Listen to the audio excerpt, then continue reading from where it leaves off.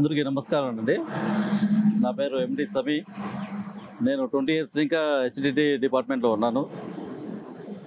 Machine service కానీ, operating system కానీ ప్రతి ఒక్కటి నేను ఆల్ రౌండర్ని.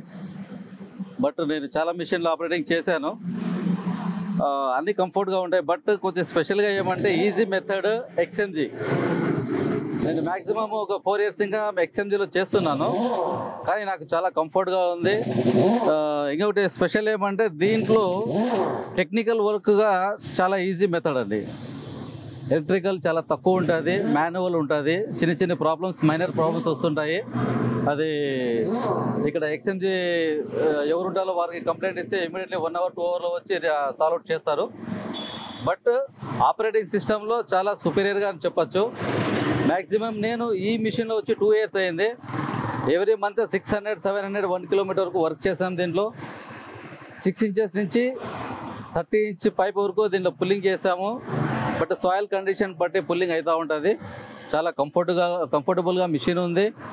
ఫస్ట్ ఆఫ్ ఆల్ దీంట్లో సర్వీస్ వచ్చేసి సుపీరియర్గా ఉంది. మనము కాల్ చేసింది 1 అవర్లో వచ్చేసి మనకి ఫుల్ఫిల్ చేస్తారు. చెన్నై జో ఆఫీస్ ఉంది ఎక్స్ఎంజీది, వాళ్ళు మంచి కోఆపరేటివ్గా ఉంటారు మనకి.